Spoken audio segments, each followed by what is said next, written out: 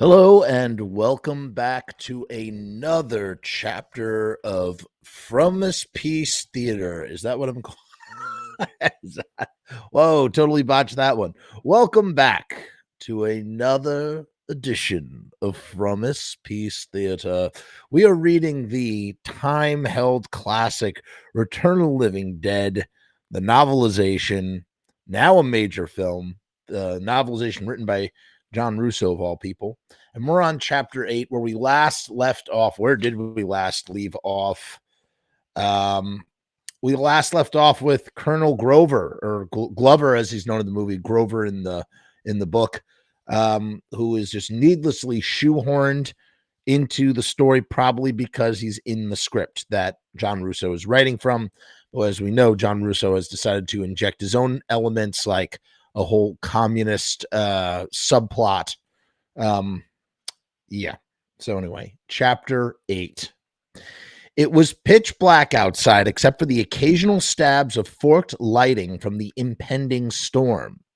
Legs and Meat were sitting by a tombstone, polishing off a bottle of cheap wine that the gang had earlier been passing around. Legs said, rather famously, I might add, "Do you ever fantasize about being killed?"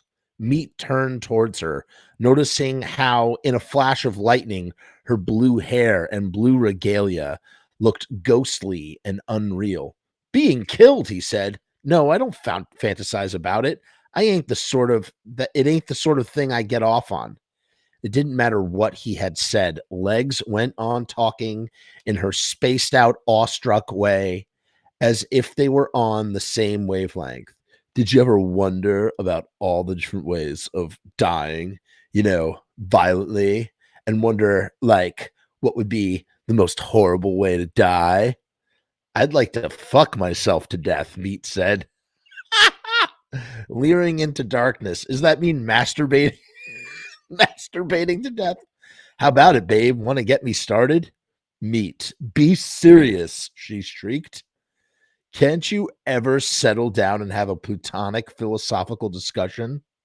Playing along with her, Meat said, "I'd hate to burn to death. It must hurt like a bastard." Warming to the subject, Legs purred. "Mm-hmm. All your flesh blackening and curling away from your bones, like when you toss pieces of cardboard into the fire. Not only would it feel bad, it would look bad. Remember how Freddy used to say, 'Live fast, die young, and make a good-looking corpse'?" "Yeah, that was before he had found Tina. That's before him and Tina had found Sunshine." "Yeah," said Legs. "Those two haven't been the same since. Like, I can understand feeling bad when a friend dies. I felt bad about Sunshine too. We all did. But Freddie and Tina, they made like a really heavy trip out of it. Know what I mean? Like, they let it bum them out entirely too much, if you ask me. Boy, John Russo knows how to write for the teenagers, huh?" "It's different for them," said Meat. "They saw Sunshine dead. We didn't." "It's funny," said Legs. "We used to tell Sunshine he was such a screw up. He'd even managed to screw up his own funeral, and he did just that. He lived fast and died young, but I guess he didn't make a very good looking corpse." Meat remembered entering the funeral parlor. Meat remembered entering the funeral parlor and saying a prayer over Sunshine's closed casket. Not being able to view his friend in death made it hard to believe that death had truly occurred. When he had pictured the person in the closed coffin, his mental image was close to how Sunshine had looked in life. Blonde, cocky, slightly emaciated, but with perfect white teeth and a superb smile that had given him his nickname. Yet Meat knew that Sunshine didn't look that way anymore. He was probably decked out in a conservative suit and tie instead of greasy jeans and motorcycle boots and Hare Krishna beads, and his skin was probably still all festered and puffy and green like Freddie and Tina had said. If Meat still believed in his parents' old-fashioned Bible pounding, shrieking and groaning, him shouting, that's not a fun word to say, Negro Baptist religion, he could have been comforted by the thought of sunshine arising on Judgment Day, his body made whole and beautiful to frolic in eternal bliss in the presence of God and Jesus and the Holy Spirit. But Meat was an agnostic, and it was one of the things that had gotten him thrown out of his parents' house. He could no longer talk to God with any confidence that anyone up there was listening. So the prayer he said for Sunshine's corpse was one that he made up, not out of any prayer book. I think that's beautiful, man. And there's nothing wrong with doing that. Pronouncing his deep personal wish that Sunshine would receive the best of whatever there was to enjoy or to receive after earthly life, if there was anything, and that his survivors and loved ones would remember him well and not judge him too harshly and not suffer too much in their grief. I think that's a fantastic prayer, frankly. As Meat turned away from the coffin after silently expressing these sentiments, he was attacked by Sunshine's mother, a frail, red-eyed, surprisingly strong little woman who flailed at him, screaming and striking his face and body with her bony fists, accusing him of being the no good, I don't remember that word, the no good N-word dope fiend who had corrupted her son and brought him to an early grave. That's right. There's an N-bomb in here. Wow. The other white folks in the funeral parlor weren't in any big hurry to subdue Sunshine's old lady and calm her down. Meat's face was bleeding from being clawed, and he was pretty shook up when he pushed his way out to the street. Recalling it, so there's some interesting backstory here. Recalling it as he sat with legs leaning against a tombstone, he swigged down the last of the wine and asked her, "You think any of us are in any way to blame for what happened to Sunshine?" "No way," Legs snapped. No guilt trips for me, Buster." "I mean," said Meat, "maybe we could have tried a lot harder to get him off the hard stuff." "We did try, but he would not listen. If you ask me, he had a self-destructive personality," Legs giggled. "I guess we all do, the whole gang of us. But Sunshine was a lot worse. He was a lot further gone than the rest of us. I don't know. Maybe he got what he wanted. Maybe he's happier now, you know?" "Happier," said Meat. "Like if there's a heaven." "Oh, you don't believe in it?" "I'm not sure." "Well, anyway," said Legs, "an OD would be such a terrible way to go." Sorry, an OD wouldn't be such a terrible way to go, all blissed out. You'd be gone before you even realized you were tripping away. For me, the worst death would be for a bunch of horrible men, like cannibals, to mob me and start eating me alive. I saw that in a movie once. "So did I," said Meat. Recalling how the scary movie had been, he shuddered, glad of the darkness so that Legs couldn't see him being uncool. "First, the cannibals would tear off my clothes," Legs said. She giggled playfully. Meat heard her squirming around. Then, in a flash of lightning, he saw that she was unbuttoning her blouse. "Hey, Suicide," he yelled. "Let's get some light over here. Legs is taking off her clothes again." Giggling from somewhere deep in the cemetery, Suicide lit a highway flare. And like an altar boy holding a sparkling candle, he led a procession comprised of Chuck, Casey, Scuzz, and Tina over to where Legs was doing her spontaneous striptease. "In darkness you will find me. I'll dance among the dead."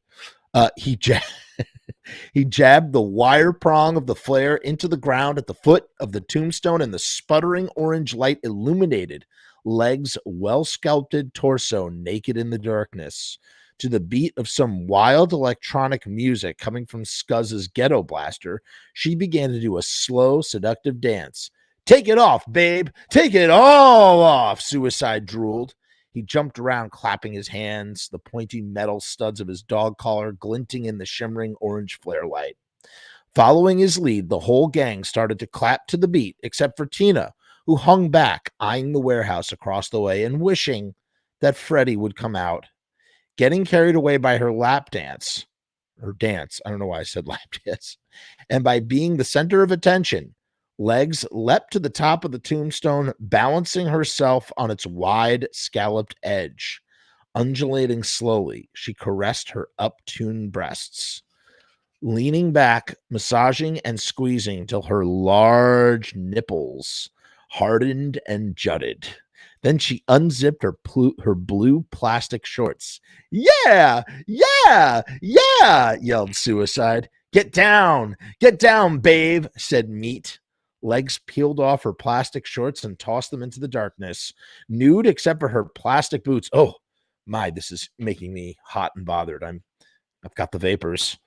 Nude except for her plastic boots and her blue leg warmers, she spread her long, slim, beautiful legs and began to arch her pelvis and shimmy her hips slowly and deliberately as if she was having sex, impaled by some invisible presence. Whoa, oh wow, said Suicide. Is this how she gives it to you, Scuzz?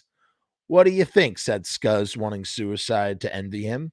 Man, let me have a turn with her, Suicide pleaded. Get out, she ain't that kind of girl, said Scuzz.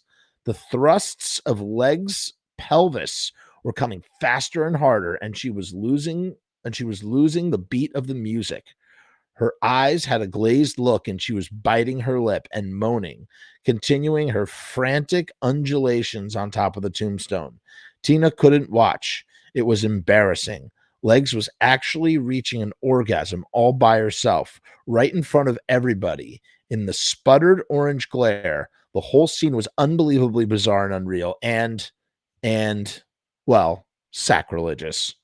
Legs really was defiling a cemetery. It almost seemed like she was copulating with the spirit of the dead, an evil, lustful spirit that must have arisen from beneath the tombstone she was dancing on. Even though Tina thought she had completely shed the rigid religious tenets of her childhood, the concept of sin was heavily ingrained in her subconscious. Denying this, she told herself that she wasn't square any longer. There was just certain kinds of behavior that she couldn't get on with. It wasn't square to be turned off by pointless disrespect and mockery of other people's beliefs. What Legs was doing fell into the category Tina felt, and she had an atavistic, never heard that word before, sense that Legs would be or ought to be punished for it. Ooh. Tina had been raised a strict Roman Catholic in an Italian-American family, parochial school, not familiar with that, and the whole bit, including a great deal of pressure from the nuns when she was a senior in high school to make a decision to enter a convent. But then, as her parents would say, she had fallen in with the wrong crowd. What really had happened, in her own opinion, was that she had started to think. She had bought a paperback of Mark Twain's Letters from the Earth, and the single irreverent, humorous, satirical, and iconoclastic book had pierced the dogma of her upbringing with a crack of light and fresh air.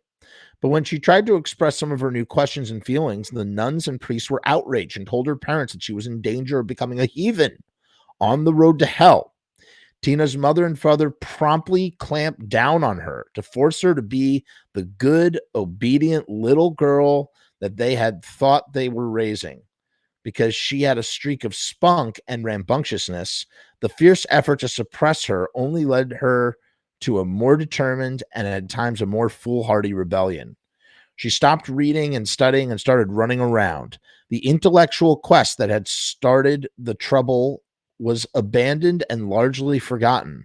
Trampled in the climate of passion and confrontation, Tina became a street brat, defying her parents' conservatism by a pursuit of his diametric opposite, unbridled hedonism. She had been born with a good mind that could have been developed with enlightened guidance and stimulation.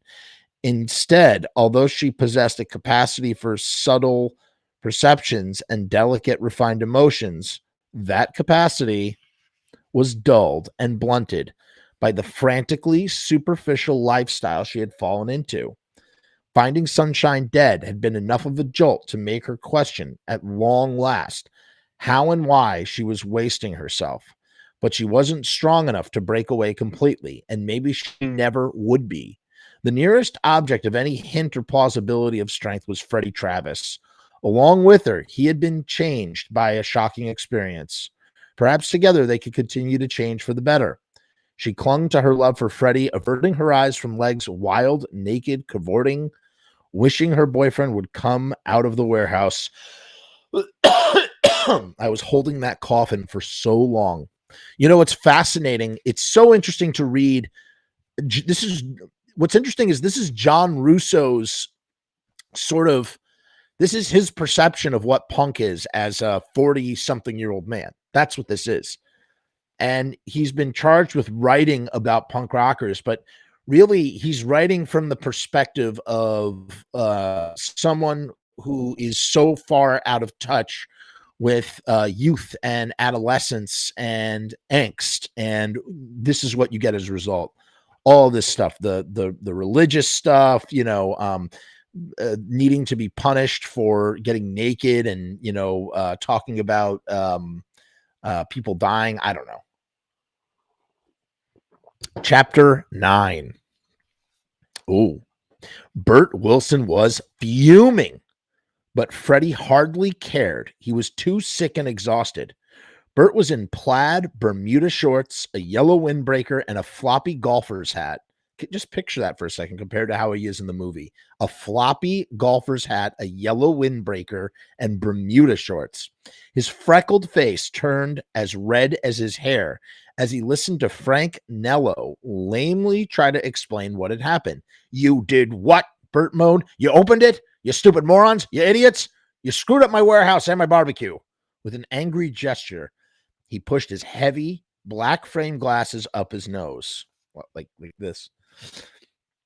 When Bert had first showed up, he had bitched about the impending rain and the employees who couldn't handle a tough situation without crying to the boss for help. But this was before Frank showed him the split dog writhing on the floor and took him to the padlock cooler to hear the screaming and the pounding. Now Freddy suspected a certain amount of Bert's cussing out of himself and Frank had to do with the boss's need to deny the veracity of the inhuman part of the situation.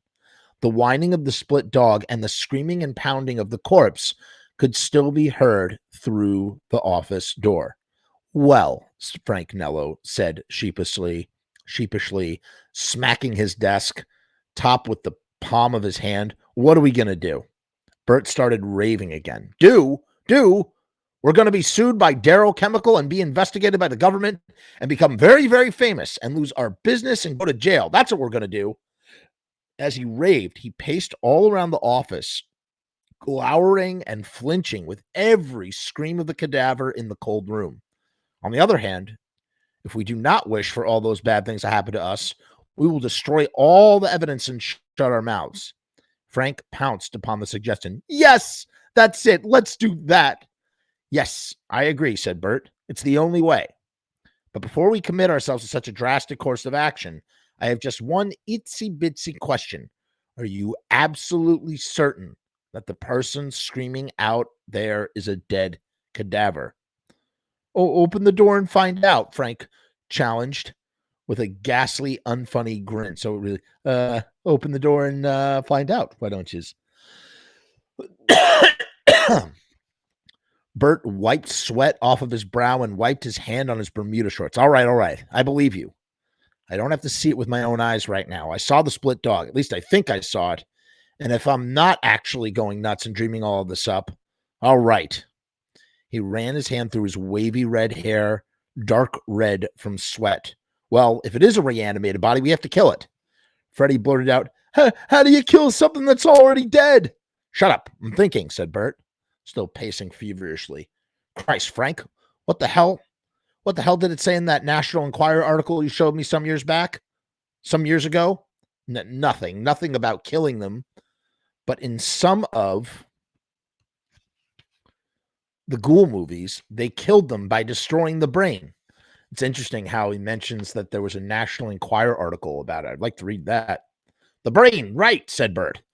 Well, what the hell do we have here that can destroy a brain? I mean, plenty of stuff. Freddy said, well, what did doctors use to get into skulls? He couldn't help thinking that as much as his own skull ached, he might have to do an operation on himself to kill the pain. Doctors use surgical drills, said Frank.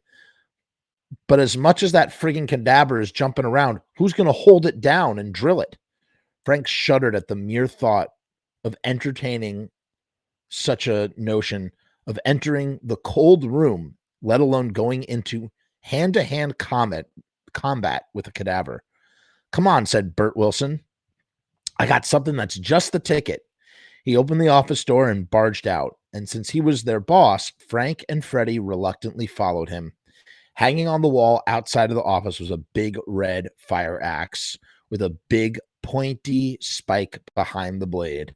Bert seized it and handed it to Frank. Frank, you take this. Attaboy, Bert said. Apprehensively, Frank took hold of the axe, eyeing the spike and the sharp blade, wondering whether he could actually do a job with a weapon such as that, or if it could somehow be turned against him. Now listen carefully, said Bert. Freddy, you're going to open the cold room door. Frank, when that cadaver comes out, you brain it with the axe. Well, what if it's still in the drawer? It may still be in the drawer, Frank pointed out. If it is, Freddy will have to pull the slide drawer open, and the rest of the plan stays the same. You brain it with the axe, Frank. Well, what are you going to do, Bert? I'm going to supervise. I didn't get us into this mess. We have to put that cadaver out of its misery. The screaming and pounding got louder and louder as they advanced towards the cold storage room.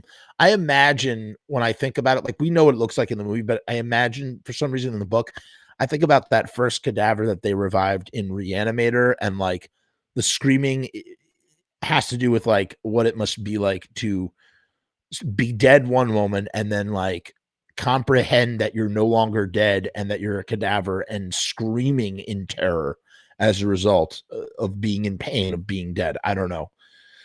Oh, this is the stuff that chills me to the bone, truly. You do better. You got us into this. You, kid, go over by the door. Sweat popped all over Freddy's face. Like Frank, he felt terribly weak, and he ached in every muscle and joint. His stomach was so nauseous, it felt like his insides were rotting, but he stationed himself by the freezer room door as Frank hefted the axe. Bert Wilson said, the combination on the padlock is 34 left, 9 right, and 12 left. He backed up close to a huge wooden packing crate that he could hide behind. Freddy got a grip on himself and spun the combination dial on the padlock. Clickety, clickety, clickety, left, right, left. Then with great caution, he pulled the padlock open and lifted it out of the hasp. The screaming and the pounding from inside the cold storage room increased in intensity, and the door came ajar all by itself. Freddy jumped back, but nothing leapt out at him. It must still be in the drawer, said Frank. Thank God. He crossed himself for the umpteenth time today and transferred the axe to his left hand to do so. Christ, don't let go of that axe, yelled Bert, peeking from behind the crate. This is a bad time to take the Lord's name in vain, said Frank. Go on, cried Bert. Go ahead in and do it, Freddy. Let's just lock it up again, Freddy suggested. If we could get a hold of a grenade somewhere, we could just come back and toss it in there. Where the hell are we going to get a grenade? Bert said Bert. Bert scoffed, I should say. This is a medical supply warehouse. For God's sakes, be brave, kid. Now is the time. You got to have some real guts. But he did all his talking from behind the packing crate. Now, that was a good line, John Russo. I'm not going to slide open the drawer unless you come in and help me, Freddy said, suddenly not giving a shit if he got fired for insubordination. His fear of his boss was submerged by his fear of the cadaver. The thing may not be in the drawer, he added. It may be lurking, just waiting for me to go into the cold room. Shit, let's stop bickering and get this over with, said Frank. My friggin' nerves can't take it anymore. But he had to think twice about the fact that the screaming and pounding from the cold room had stopped. Freddy could be right. The cadaver might be lurking. With a sudden summoning of courage, Frank used the axe handle to nudge open the freezer door. It squeaked as it slowly swung on its hinges. Freddy screamed, "Ah!" The pounding started up again, more ferociously. To their great relief, the three men saw that it was the drawer rattling. The cadaver was still in the freezer compartment, struggling to get out. This makes it a lot easier, said Bert. All we have to do is slide. This makes it a lot easier, said Bert. All we have to do is slide the drawer open enough to smash its head with the axe. He came out from behind the packing crate. Go on in, you guys. I'll be right behind you. Mustering his last ounce of bravery, Freddy said to himself, I can go in there. I got my shit together. But his legs were so weak and his knees wobbled as he approached the waist-high drawer that held the cadaver. Bert stepped up beside him, his mouth hanging open as if he wanted to throw up. Frank took position squarely in front of the drawer with the axe raised up. Do it, for God's sakes, Frank urged. Don't think about it. Do it before I change my mind and shag ass. Love it. Shag ass. That goes on the t-shirt. Freddy and Bert each took a grip on the drawer opposite sides and started pulling out. The screaming corpse stared up at them, hideous looking, with yellow jaundiced skin and dry eyeballs. Ugh! The idea of yellow jaundiced skin with dried eyeballs. At first, just the head was visible. Then the dead, puckered hands got a clawing grip on the stainless steel top of the freezer compartment. Frank swung the axe as hard as he could in his weakened condition. The pick end of the axe cracked through the cadaver's forehead, but it didn't die. Instead, it screamed, kicking and clawing, bucking and thrashing like a demented man with quadruple the strength of ordinary sane mortals. Frank lost his balance and felt, still clutching the axe handle, staggering backwards, and because the pick was still embedded in the head of the cadaver, Frank's momentum pulled the drawer open and the cadaver rolled out. So he had the pickaxe he basically used the stuck pickaxe to pull the cadaver out of the drawer, if I'm visually understanding this correctly. Winded, Frank let go of the drawer. Bert and Freddy jumped and yelled. The screaming dead man, writhing on the floor, got hold of the axe blade and pulled the spike out of his forehead, then hurled the axe aside, banging it off the steel freezer. Frank lay dazed where he had fallen. Bert and Freddy both got to their feet, unfrozen at about the same time, and bumped and wedged into each other in their effort to flee through the doorway. The dead man jumped out at the two men, knocking them both the rest of the way out of the cold storage room. Sounds like a Three Stooges sketch. And retaining a grip on Bert, choking and clawing him. The dead man started to sink his teeth into Bert's face, but Frank stumbled out of the cold storage room and got a chokehold on the corpse. Then Freddy recovered enough to help Frank, and Bert managed to roll free, yelling, "It bit me! The son of a bitch bit me!" He ran into the cold storage room and got the axe. By the time Frank and Freddy had the cadaver momentarily subdued, wrestled to the floor with its arms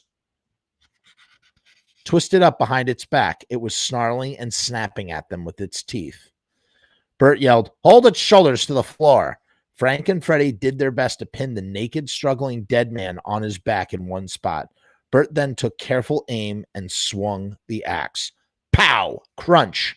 The pick end of the axe bit into the cadaver's skull. I love that. The axe bit into the cadaver's skull, taking a much deeper bite than before because of the damage already done and because Bert wasn't in as weakened a condition as Frank. The spike went all the way through the skull, nailing the cadaver to the wooden floor. It let out a tremendous howl and bucked and thrashed even more violently. No blood flowed from its wounds. Frank and Freddy hung on. With the axe pinned in its head, the cadaver squirmed around like a butterfly on a pin, screaming. "Bert, I can't hold this much longer," Freddy cried. Bert ran to the warehouse shelf, ripped open a cardboard box, and frantically unwrapped a surgeon's saw for sawing bone. He yelled at Freddy and Frank, "Hang on tight!" Frank and Freddy threw their entire weight over the length of the corpse's body, pressing its torso and legs as flat as possible and pinning its arms down. Bert got down on his knees and started sawing off the struggling thing's head, cutting into bloodless flesh and screeching neck bone. Finally, the body was separated from the head. The body relaxed and twitched. The tongue lolled from the side of the mouth.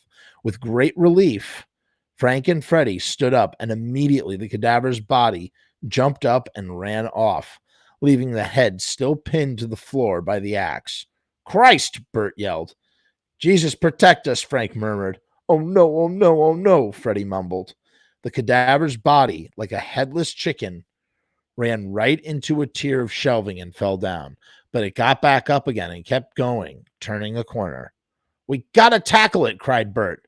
The three men went after the headless corpse and leapt up, pummeling it to the floor and subduing it once again. "Rope! Rope! Get the rope!" Bert yelled. Frank left Freddy and Bert to hold the corpse down while he found some coils of hemp. Quickly, they tied up the bucking and thrashing dead body. "Christ, why isn't it dying?" said Frank. Bert said, "You told us if we destroyed the brain, then that would be it." "It works in the movies," Frank said. "It ain't working now," said Bert. "The movie was just fiction based on fact," Frank reminded. They examined the body, still writhing, the head still nailed to the floor, snapping and snarling. "So how do we kill it?" Frank wondered out loud. The three men stared at each other, considering the implications. "We'll have to destroy it completely," Bert said, "until there's nothing left." "Acid!" Frank exclaimed. "What kind of acid do you dissolve a body with?" "I think you need to talk to Mike, Walt, and Gustavo in Breaking Bad." Bert told him, "Sulfuric acid should do it. Better yet, aqua regia." Freddy said, "What if it doesn't dissolve everything like the bones?" Bert ran his fingers through his hair, thinking desperately. "Cremation might be a better answer," he said finally. "Cremation! That's the ticket," said Frank. "Oh, well, when will this ever end?" Freddy moaned. "My girlfriend Tina's going to hate me if I ever see her again. She was supposed to meet me outside at 8. I hope she didn't wait. I hope she went home." "Your girlfriend is the least of your worries, kid," said Bert. But Tina was very much on Freddy's mind. He just wanted to be her. If he could find his way out of this nightmare. "How the hell were they going to cremate this thing?" said Frank. "How the hell are we going to cremate this thing?" said Frank. "We don't even have an oven." "Ernie Kaltenbrunner," said Bert, "the embalmer at the morgue next to the cemetery." "He has a crematorium over there?" Frank asked. "Yep." "A crematorium, that's good, but do you think he'll go along with it?" "He and I are poker buddies." "But what the hell are you going to tell him, Bert? Can you trust him?" I have to. I just hope he's at home, or better yet, working late over there. Let's go to the office. I'll phone him in." "Do I have to go to the crematorium?" asked Freddy. "Yeah, kid, you're in this all the way," said Frank. "Me and you, we got to stick together now, you know?" He gave Freddy a wink, as if they were both privy to some deep secret that didn't include Bert Wilson or anybody else. "Are you still sick?" Freddy asked. "Yeah. Sick as a dog. Sick as a split dog," Frank chuckled, trying to make light of it. "Me too," said Freddy. He considered just cutting the hell out of there, quitting his job, letting Frank and Bert take care of the creepy business at the crematorium. But there were two other factors that were preventing him from splitting. One was that he was amazing himself, proving himself by the amount of bravery he had exhibited so far. He was getting back his self-respect, and he didn't want to flush it down the drain. Whatever. And the second factor was that he sensed the kinship with Frank Nello that Frank had tried to convey with a wink of his eye. In a subtle, metaphysical way that Freddy felt deeply but did not consciously understand. Ever since that gas squirted in their faces, he and Frank were bound together. Sufferers on the same journey, changing, evolving, facing the same dread. Ain't that the truth? Ain't that the truth? So that's chapters 8 and 9. Not too many differences. Bert's appearance is a ginormous difference. there's some change in dialogue. We get some more backstory. We get some backstory on Meat, aka Spider. We get a little backstory on Legs, and we get a little bit of backstory on Tina. And frankly, all three of their backstories are variations of the same theme, but not in like a super deep way. Again, I think it ties back to Russo's like struggle to try and write like teenagers, which is not easy. When you're writing in the voice of another character, if you are not one of said character, like if you are a gas station attendant who's writing a novel about a lawyer, you have to write in your character's voice. And if your character's a lawyer, he's got to sound lawyerly. You know what I mean? And so I feel like that's something that Russo struggles with. And he's not a punk rocker, and he's not a young guy, and it's hard for him to sort of find the voice of these characters, even though it's already spelled out for him in the screenplay very well, I might add. My favorite, again, I thought it was last week, or maybe I thought it was even the week before. It's a lot deeper in the book than I thought it was.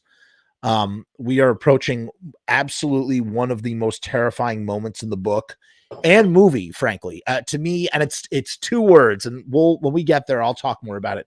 It's two words that are said that just absolutely terrify the crap out of me when I think about like who's saying them and the context of the story and yada, yada, yada. So thank you for joining me. We will see you next week for chapters 10 and 11. Until then, peace and hair grease.